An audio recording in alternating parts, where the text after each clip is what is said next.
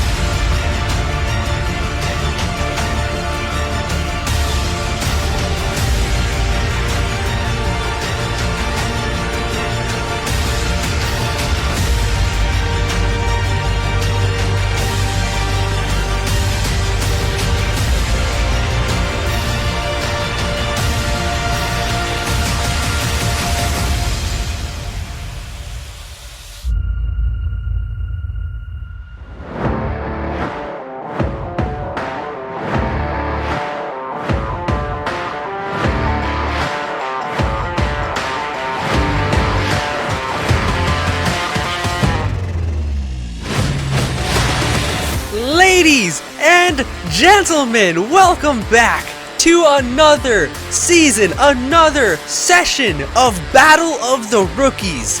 I am your host, David Soy, and we have an absolute gauntlet ready for tonight. I cannot wait to just jump right into it. We have 16 robots signing up for the entire tournament where only one can win.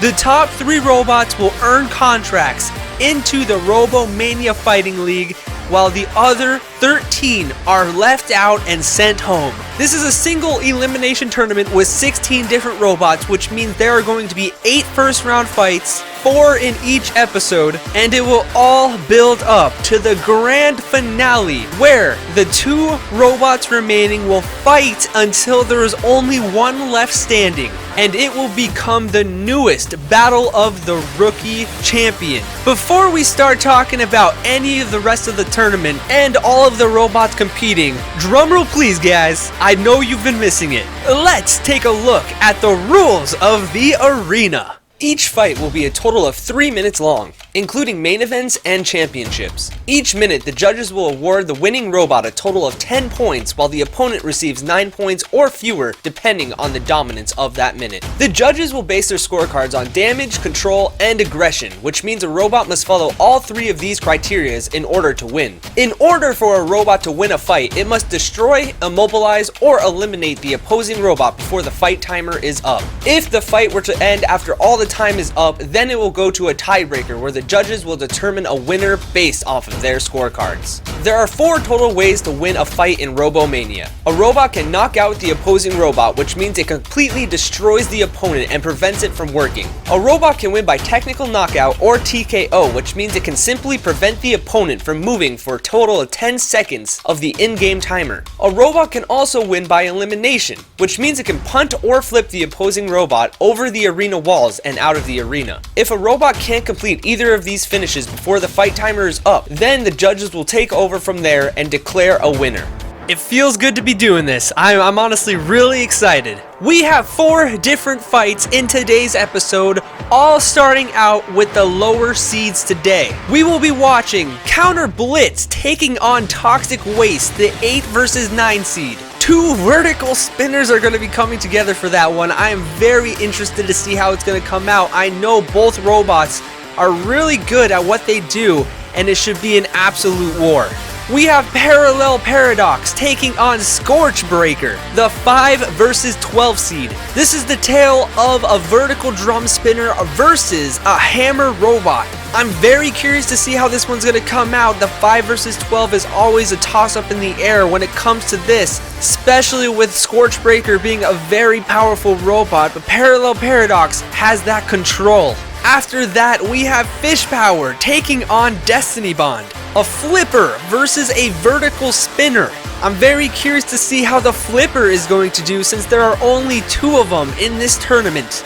I know a lot of people out there are rooting for Fish Power. It seems like it's almost the fan favorite, but it has a really tough matchup going up against Destiny Bond, a very durable robot. And to start everything out for the night, we have FrostWave taking on Jotunheim, the 7 versus 10 seed fight. We had a little bit of a spoiler when it came to this one. We saw both of these robots fighting it out in an exhibition fight where it was just an instant classic.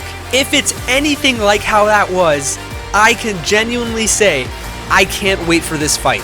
All 8 of these robots are still getting ready for tonight's fights, where they know that if they lose tonight, they will be sent home with nothing in return, while the winner is one step closer, moving into round 2, but overall closer to that grand finale, where only 2 robots will remain and be guaranteed contracts into the RoboMania Fighting League. We have an excellent slate of fights tonight, guys. I honestly can't wait for it. I'm getting word that 2 of these robots are ready for a fight, so let's jump into our first fight between FrostWave and Jotunheim. To start things out in this tournament, we begin with an absolute war on paper. The speedy horizontal spinner, FrostWave, will look to lock horns with the giant vertical spinner, Jotunheim. Oh, here we go, guys. The first fight of the night, we have FrostWave taking on Jotunheim.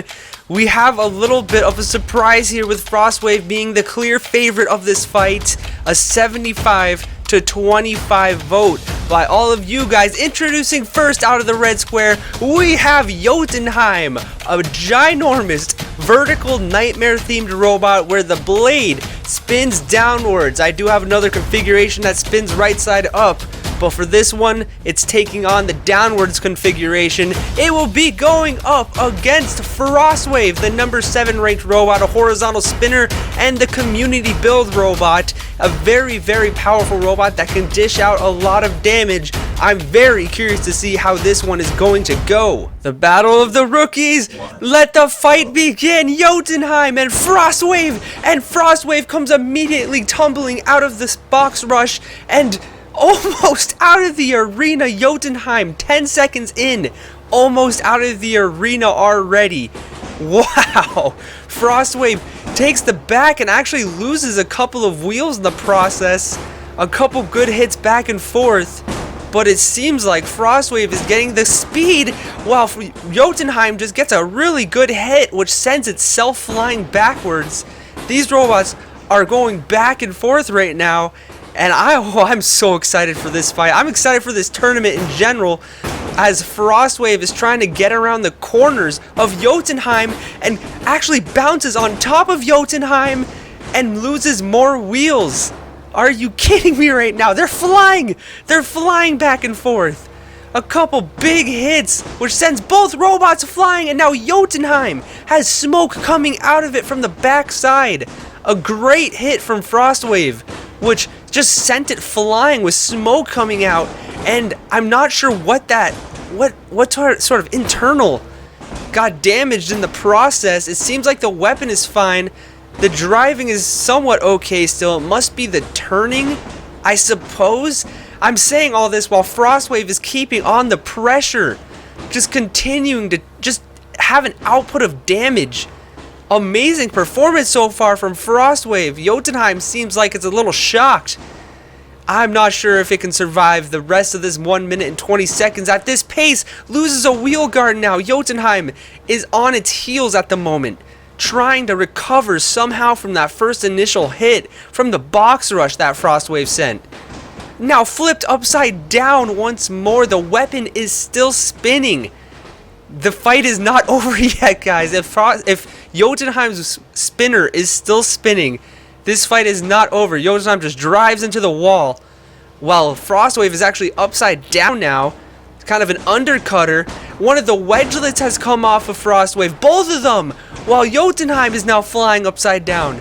Oh my goodness, we have under 40 seconds left in this fight already, and both robots are just hitting each other non-stop. Seems like FrostWave enjoys going weapon on weapon at this point, but I'm not quite sure. A couple huge hits right there from FrostWave. More of those wheel guards are coming off of Jotunheim at the moment, and I don't think this robot can turn anymore. Flipped upside down, and it's not spinning anymore. The weapon has stopped. We have 10 seconds left, and I think it's going to go to a judge's decision.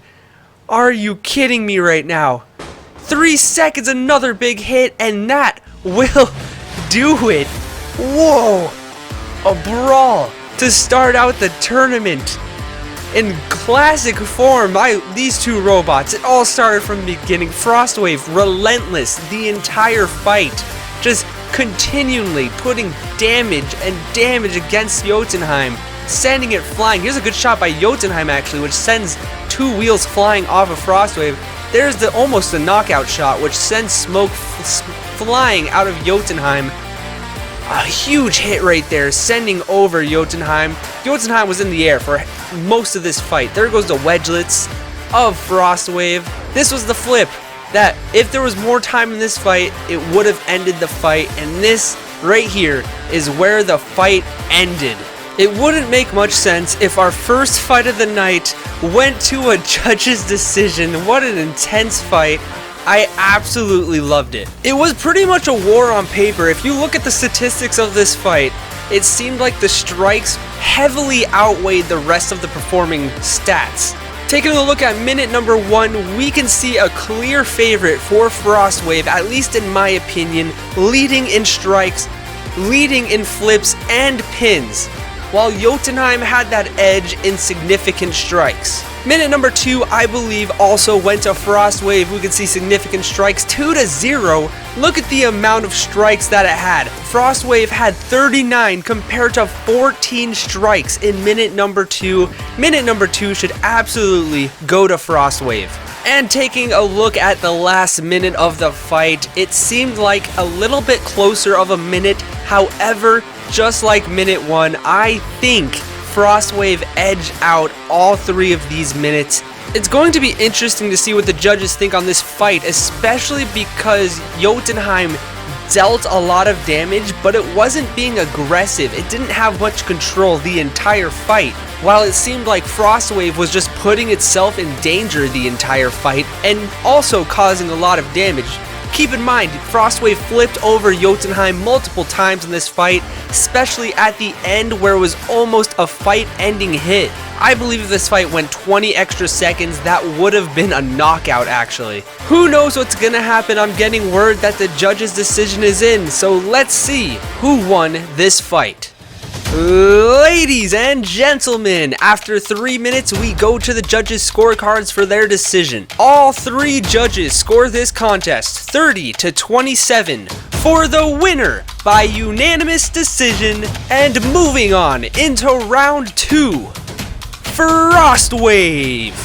We have our first winner of the Battle of the Rookies 2 tournament, and no other than one of the community build robots. The number 7 seed will move on into round 2, waiting for the winner of Prince Ollie and the Gobbler.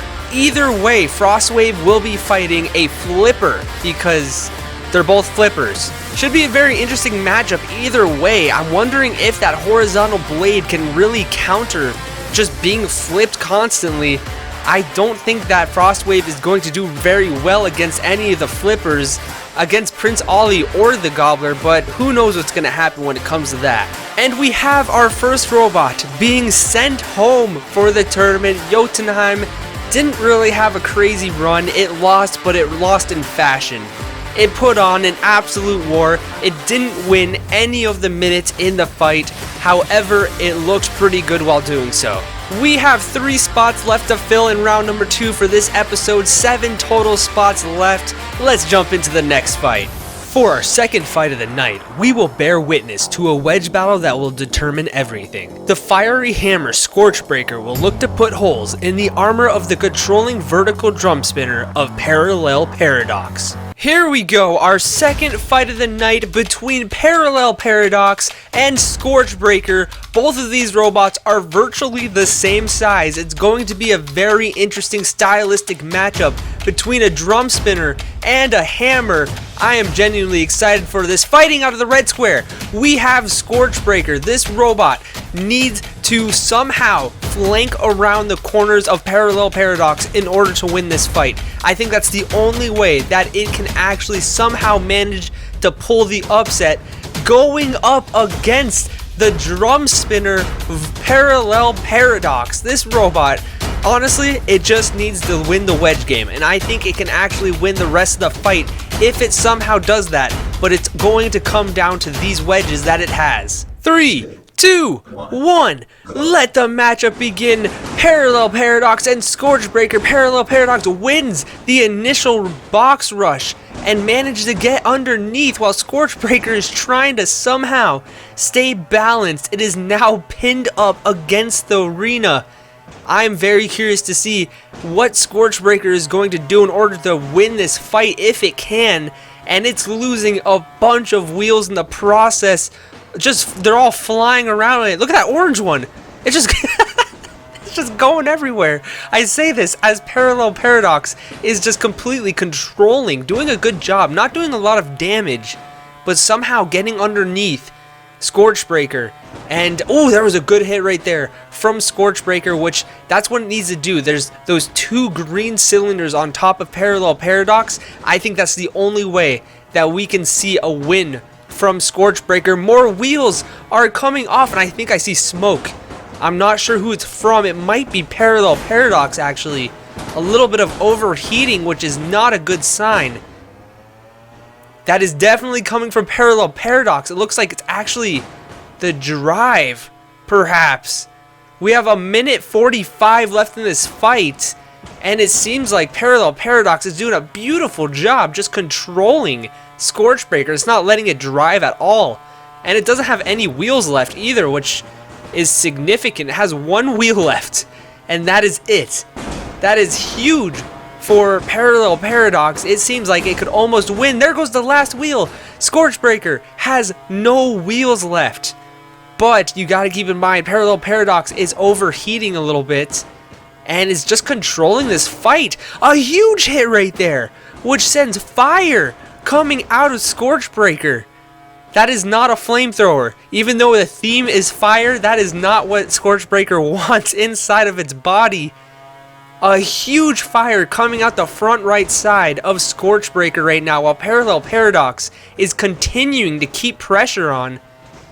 I'm not sure if ScorchBreaker can survive the next 45 seconds, to be honest.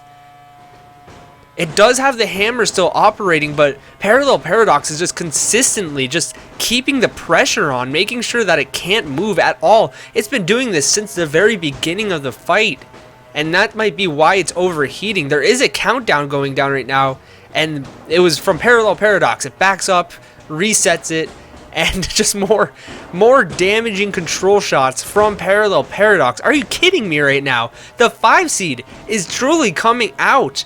Now there's smoke coming out of ScorchBreaker, and it's not looking good for the community build robot, and looks like we are going to yet another judge's decision. Are you kidding me right now? This one should not be close whatsoever, in my opinion.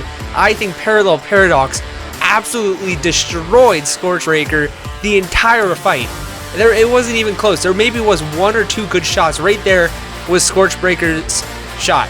That was it. ScorchBreaker, that was it. That's all I had. The rest of the fight was this. Just constant pressure from Parallel Paradox, which made it... Here's a good shot right here, actually. The fire coming out from the front left side of ScorchBreaker. But like I was saying, this was the entire fight. Parallel Paradox just doing this. And it was honestly scary to see. While we wait for the judges to make their decision, I think it's going to be very simple for them. But while we wait, let's take a look at the statistics of this fight. Now obviously, based off of color coding at least, you can see a lot of red for ScorchBreaker, what is not good. A lot of green and yellow for Parallel Paradox, which is a good sign for it. let's just take a look by minute. Minute number 1, complete dominance. You can see 59 total strikes to 2, and this is also including the 8 significant strikes to 1, and complete shutouts of flips and pins in minute number 1. In minute number 2, we see the same thing. We see this in all 3 minutes. This is not a close fight whatsoever. Parallel Paradox is just a scary robot. I think it deserves a higher ranking than number 5 currently, but who knows what's going to happen in the future. If it even wins. I mean, I don't think the judges are going to think otherwise. I'm getting word that the judge's decision is in, guys, so let's see who won this fight. Ladies and gentlemen, after 3 minutes, we go to the judges' scorecards for their decision. The judges score this contest 30 to 27, 30 to 26, and 30 to 26 for the winner by unanimous decision. And moving on into round number 2, Parallel Paradox. And just like that, Parallel Paradox moves on into round 2, joining alongside FrostWave. It will now await the winner of Solar Flare and Hippopotamus, which is either way going to be an amazing fight. If it is going to fight Solar Flare, I am going to be genuinely excited to see how that matchup is going to go. It can go absolutely either way when it comes to Solar Flare versus Parallel Paradox. But obviously, that fight has not happened yet. We cannot say Hippopotamus has won or lost yet, so we're going to have to wait to see who's going to be fighting Parallel Paradox. But either way, I think Parallel Paradox is going to make a really good running in this tournament, just based off of that first fight.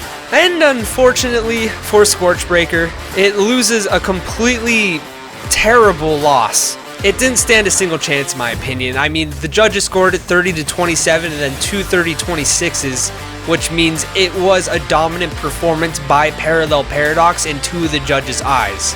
So it's kind of a bitter taste for ScorchBreaker. You have one performance in the Battle of the Rookies and it's that. So it's unfortunate to see, but that's what happens in these types of tournaments. We have 2 fights left for this episode. The next one is going to be absolutely insane. The fan favorite Fish Power aims to move on to the next round by flipping its opponent out of the arena, while the Pokemon themed robot Destiny Bond looks to stay square and cause an upset. Ooh, you have no idea how excited I am for this fight in particular. We have Fish Power taking on Destiny Bond. This is the fan favorite of the tournament, Fish Power, taking on one of my personal favorites at least, Destiny Bond, who is fighting out of the red square. This is a vertical, almost like a drum spinner, but it is very fast. It can self-right if it gets flipped, and it's pretty deadly. I gotta admit, it's a pretty deadly robot. It will be going up against the fan favorite robot fighting out of the blue square. We have Fish Power. This robot is an extreme flipper. It is pretty much a wedge which just uses its body to flip the opponent out of the arena. 3, 2, 1. Let this fight begin. Fish Power and Destiny Bond. Destiny Bond gets underneath out of the box rush, which I did not see coming. I don't think Destiny Bond really has a chance in this fight. It gets underneath, takes the back, and now a wheel has come off of Fish Power. However, Fish Power can still operate pretty decently without wheels, or without at least one wheel. If it loses both wheels, then this fight is completely over, so it has pretty much 1 life left. But Destiny Bond catches it on fire now, and there goes the other wheel. This fight is over already. The fan favorite robot, the favorite, the potential #1 seed is getting counted out. I don't think it can get out of this one, guys. I think this fight is over, and it is. Destiny Bond, the 11 seed, with our first upset of the tournament, causing a knockout on Fish Power. It all started from the beginning. It wasn't close. Fish Power just wasn't comfortable in this fight at all. Loses the wheel from the very beginning and just pinned up against the wall. There is a moment where they separate, and this is where it happens. Fish Power gives up its back, and that's when it catches on fire and gets counted out, loses the last wheel. Whoa. I didn't see that one coming at all. Oh. I have no idea what just happened right now because the 11 seed just got our first upset of the tournament. Destiny Bond is moving on into the second round where it'll face the winner of El Tigre and Blunt Force. Honestly, when I came up with these brackets in the first place, I put Fish Power winning this fight. Easy. It was an easy win for this. Either flipped out of the arena or just a dominant 3-minute fight. I did not expect Destiny Bond at all to come out of the gate and just completely destroy Fish Power in under a minute. We gotta keep an eye out for this number 11 seed now because honestly, I think the rankings as of now go Parallel Paradox, Destiny Bond, and now FrostWave. I can't believe any of that right now. As for Fish Power, very unfortunate. It was a very hyped robot who just tried its best and didn't come out on top. It wasn't even close. Didn't even unfortunately get one flip off in this fight at all, so we haven't seen anything from Fish Power professionally yet. Altogether though, Destiny Bond making a pretty big splash as it takes out the fish. And only one fight remains now, guys, and no other than the 8 versus 9 seed. Let's jump into it. For the final fight of the night, we have two vertical spinners coming together. However, they both have their own strengths as vertical spinners. Toxic Waste will look to knock out its opponent while Counter Blitz aims to control and win off of aggression. One fight left, and it is a good one. We have Counter Blitz taking on yet another fan favorite by the name of Toxic Waste. Two vertical spinners are coming together, one small and one is ginormous. I am excited. Fighting out of the red square, we have the fan favorite, one of them at least, Toxic Waste. This is a ginormous vertical spinner which just aims to punt robots across the arena at any time, and it definitely has the power to do so. It will be going up against Counter Blitz, who is fighting out of the blue square. This robot is aimed to have more control against the opponents of it. It looks to just try to push a robot against the wall and knock it out from there. 3, 2, 1, let the final match begin. Counter Blitz and Toxic Waste. Counter Blitz gets underneath and topples over while Toxic Waste takes off one of the motor mounts off of Counter Blitz. This is what Counter Blitz needs to do in order to beat this behemoth of a robot. It needs to just control, somehow take the damage that it receives and try to keep pushing forward while Toxic Waste is it's gonna just hope and pray that it hits that knockout shot, gets underneath and sends it flying. Counter Blitz has a good shot right there and is now controlling from underneath, flying in the air multiple times. There's a fire. Who's this fire from? I believe it's Toxic Waste, and the weapon has stopped. Counter Blitz is not known for its damage until now, I suppose. Doing more damage, pinning it against the wall. I don't think that Toxic Waste can recover from this one. The countdown has begun. Oh my goodness. It started out with Toxic Waste winning, but Counter Blitz takes the victory with a knockout over Toxic Waste. That was a fun fight. It started out, Toxic Waste fell over on the side but took off one of the weapon mounts right there. But Counter Blitz has the drive, pushing Toxic Waste against the wall, making the wall do the damage for it, just as that giant spinner keeps hitting it against the ground too. Right here, that's where the fire began. And that was the beginning of the end right there, where Toxic Waste, the weapon stops. No more power for it, and it gets knocked out. Whoa.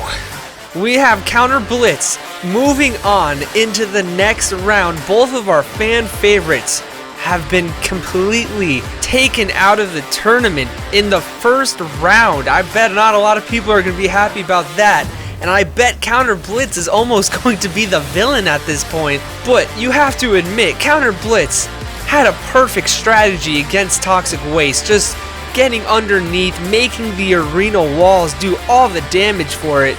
and then just getting that one shot while it was flipped over to win. Counter Blitz will now be waiting the winner of CKB Crimson Knights Blues versus Nightman Cometh.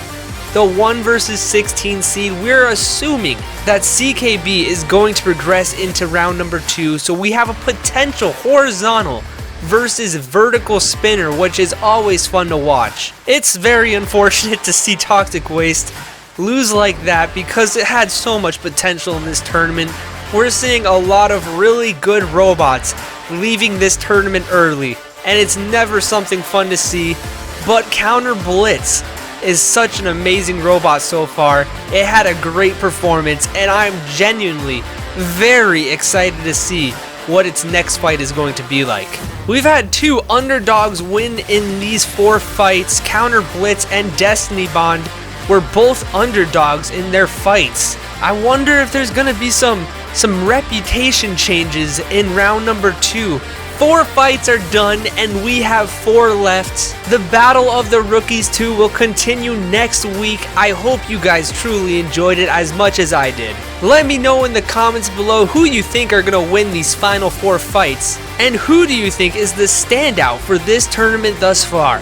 My name is Game & Soy, and as always, it's a pleasure to host these types of tournaments. I hope you guys all enjoyed this, and I will see you next week on the continuation of the Battle of the Rookies.